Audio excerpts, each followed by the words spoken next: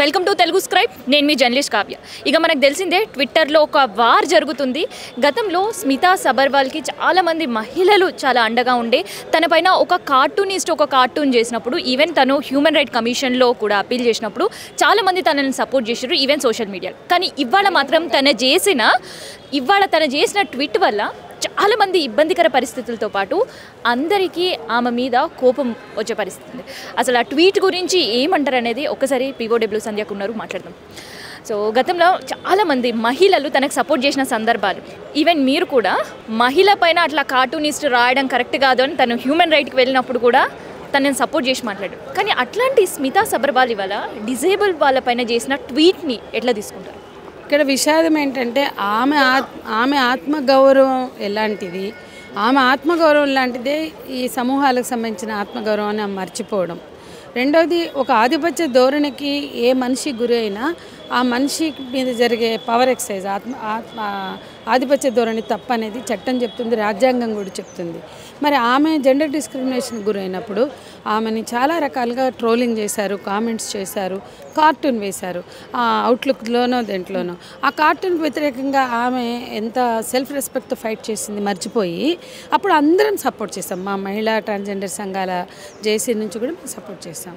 మరి అంత సపోర్ట్ మేము ఆమె సమాజం నుంచి తీసుకుని అది మర్చిపోయి ఈరోజు వీళ్ళ పట్ల అంత అహంకార ధోరణితో మాట్లాడింది. పైగా గత 24 గంటలుగా దాన్ని సమర్థించుకునే ట్వీట్స్ పెడుతుంది. ఇంకా అసలు అది ఫస్ట్ పాయింట్ రాజ్యాంగ విరుద్ధం. రాజ్యాంగం పుట్టుక కారణంగా ఏ మనిషిని డిస్క్రిమినేట్ చేయొద్దు అని చెప్తుంది. అది కుల, మత, జాతి, లింగ, వికలాంగ ఏదైనా సరే. కానీ అది ఐఏఎస్ అధికారిగా ఆమె అంత అజ్ఞానంగా, అంత ఇగ్నోరెంట్గా ఉండడమే ఇక్కడ పెద్ద విషాదం. అందులో పెద్ద తెలివైన అధికారిగా అందరూ చాలామంది భావిస్తున్నారు. ఆమె ఎన్ని రకాల అజ్ఞానాన్ని ప్రదర్శించుకున్నా అప్పుడప్పుడు మొత్తంగా ఆమె కొంచెం డైనమిక్ స్టేట్మెంట్స్ ఇచ్చింది. ఇది ముఖ్యంగా ఉమెన్ సేఫ్టీ, జెండర్ ఆస్పెక్ట్లో.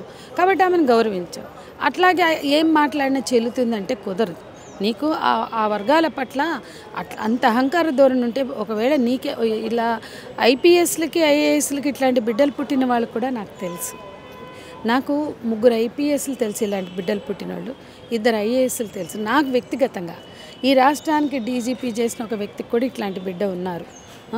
ఈ రాష్ట్రానికి డీజీపీ చేసి తమిళనాడుకి గవర్నర్గా చేసిన ఒక వ్యక్తి, పెద్ద ఆయనకు కూడా ఇట్లాంటి పిల్లలు ఎవరిళ్ళలోనే ఉండొచ్చు. వాళ్ళ పట్ల ఎంపథెటిక్గా ఉండాలి. ఇట్లాంటి బిడ్డ నీ ఇంట్లో పుడితే నువ్వు మాట్లాడగలుగుతావా? ఒకటి. 2, అసలు సమాజంలో వీళ్ళ పట్ల ఇంత చిన్న చూపు చూడడానికి, అహంకార ధోరణితో వ్యవహరించడానికి, అసలు ఆత్మన్యూనత గురి చేసే కామెంట్లు చేయడానికి నీకున్న అర్హత ఏంటి? Who are you, the bloody Smita Sabharwal? Who are you to tweet like this అనేది ఇవాళ ఒక క్వశ్చన్ అన్ని వర్గాల నుంచి ఉంది. అది వాస్తవం, జెన్యూన్. ఆమె ఇప్పటికైనా ఆలోచించి అజ్ఞానంగా, అహంకారంతో వ్యవహరించకుండా ఆ కామెంట్స్ని వెనక్కి తీసుకుంటే మంచిది. లేకపోతే రాష్ట్ర ప్రభుత్వం ఇన్వాల్వ్ అవ్వాలి, చీఫ్ సెక్రటరీ కాల్ ఫర్ చేయాలి ఆమె ఎక్స్ప్లెనేషన్ని. ఎందుకంటే పబ్లిక్ డొమైన్లో కామెంట్ చేస్తుంది. అట్లాగే చీఫ్ సెక్రటరీ చర్య తీసుకోకపోతే ముఖ్యమంత్రి ఇన్వాల్వ్ అవ్వాలి. అయితే ఒక పక్క మనం ట్వీట్ చేసింది, దానికి స్పందించి చాలామంది ఆ ట్వీట్ని వెనక్కి తీసుకోమని, డిజేబుల్ వాళ్ళకి సారీ చెప్పాలని చాలామంది రిటర్న్ ట్వీట్ చేసిన ప్రతి ఒక్కరికి సమాధానం చెప్తుంది తప్ప తన నుంచి ఎటువంటి ఎక్స్ప్లెనేషన్ లేకపోవడం, దీన్ని ఎట్లా తీసుకోవచ్చు? అంటే అది ఒక రకమైన మొండి ధోరణి, అహంకార ధోరణి. ఇంతమంది కోరుతున్నా తను ఆలోచించలేకపోతుంది అంటే ఎవరైనా తెలిసి తెలవక. ఇప్పుడు మేము ఉద్యమాల్లోకి వచ్చినప్పుడు కొంతమంది మాలో వాళ్ళు కూడా చండాలంగా అనే పదం వాడేవాళ్ళు. తర్వాత మాకు ఆ స్పృహ ఏర్పడినాక అట్లాంటి పదాలు వాడకూడదు అన్నారు. మేము మొన్న కూడా నేను 2 పోలీస్ అధికారులను కలిస్తే మేము టీమ్గా చేతులకు గాజులు తొడుక్కోలేదన్నారు. అది అప్పుడే చెప్పాము, ఇది కూడా జెండర్ ఇష్యూ, జెండర్ ఆస్పెక్ట్. నువ్వు పోలీస్ అధికారిగా నీ క్యాపబిలిటీ ఏంటో నువ్వు చెప్పు, నువ్వు ఎట్లా బాధితుల పక్షాన ఉంటావో చెప్పు, ఎట్లా నేరస్తులు ఆట కడతావో చెప్పు. కానీ చేతులు గాజులు అవసరం లేదు అని మాకు ఎదుర్కొన్న ప్రతి సందర్భంలో మేము చెప్తున్నాం అంతమందికి. అంటే మగోడివైతే చేతులు గాజులు, ఈ భాషే కరెక్ట్ కాదు. ఇవి కూడా జెండర్ డిస్క్రిమినేటెడ్ కామెంట్స్. అవన్నీ తెలుసుకోండి అని సమాజం వెనక మేము పడుతున్నాం. అధికారులు మాట్లాడితే వాళ్ళకి లెటర్లు రాస్తున్నాం.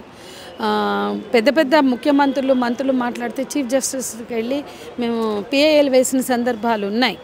కానీ ఈరోజు ఒక మహిళా అధికారి ఇట్లా మాట్లాడడం చాలా శోచనీయమైన విషయం. ఆమె ఇంకా సమర్థించుకునే ధోరణితో ఉండడం చాలా అహంకారం, అజ్ఞానాన్ని ఆమె పబ్లిక్గా ప్రదర్శించుకుంటుంది. అంటే సెన్సిటివిటీ లేకుండా వ్యవహరిస్తుంది.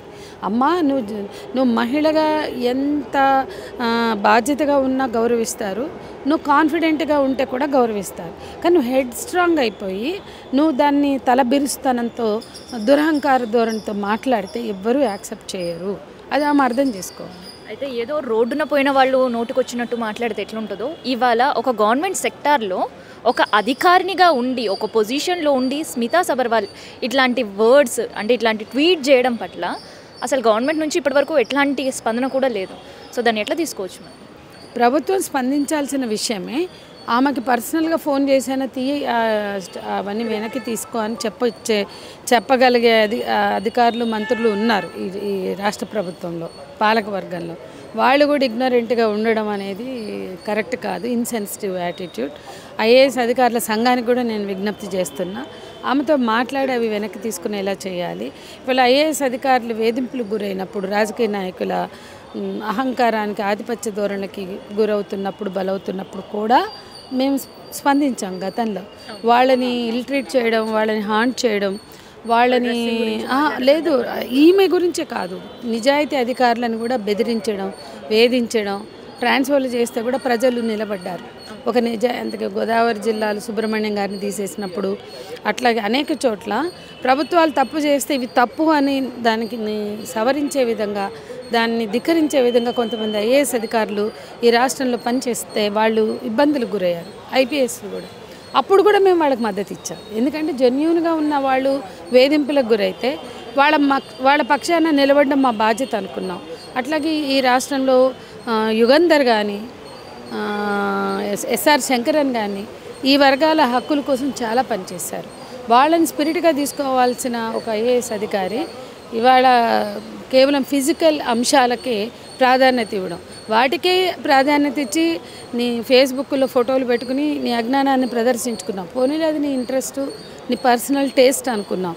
కానీ దాన్ని వాళ్ళు ఇట్లాంటివి రాజ్యాంగ వ్యతిరేక అంశాలకి ఎక్స్టెండ్ చేయడం ఏదైతే ఉందో అది సరైనది కాదు. ఇప్పటికే చాలామంది డిజేబుల్ పర్సన్స్ ఇట్లాంటి ట్వీట్స్తో చాలా డిసప్పాయింటెడ్గా ఉన్నారు. వాళ్ళకి ఏం ధైర్యం చెప్పాలనుకుంటున్నారు? వాళ్ళ కోసమే కదా ఇవాళ వచ్చి మేము మాట్లాడుతున్నాం.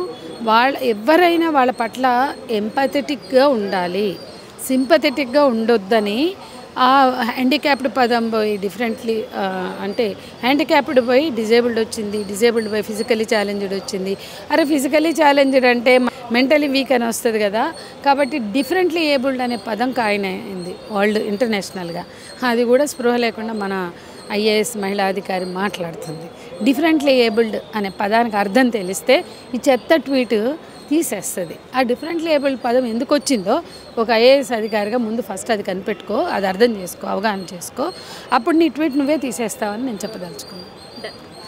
మేడం స్మితా సబర్వాల్ గారు, అయితే మీపైన ఎన్ని కాంట్రవర్సీస్ ఇష్యూస్ వచ్చినప్పుడు కూడా ప్రజా సంఘాలు కావచ్చు, మహిళా సంఘాలు కావచ్చు, సోషల్ యాక్టివిస్టులు కావచ్చు, లేదంటే ఫేస్బుక్లో, ట్విట్టర్లో చాలామంది సోషల్ మీడియా కూడా మీకు సపోర్ట్ చేసిన సందర్భాలు. కానీ ఈరోజు మీరు చేసిన ట్వీట్ మీ వరకు మాత్రమే కరెక్ట్ అనిపిస్తుంది, కానీ మిగతా వాళ్ళందరూ కూడా దాన్ని ఒక నెగిటివిటీ అండ్ చాలామంది డిసేబుల్ వాళ్ళు కూడా డిసప్పాయింట్ అయ్యే పరిస్థితి. మరి ఇప్పటికైనా తను చేసిన తప్పేందో తెలుసుకొని ట్వీట్ని తీసేయాలి అని మనం కూడా కోరుకుందాం.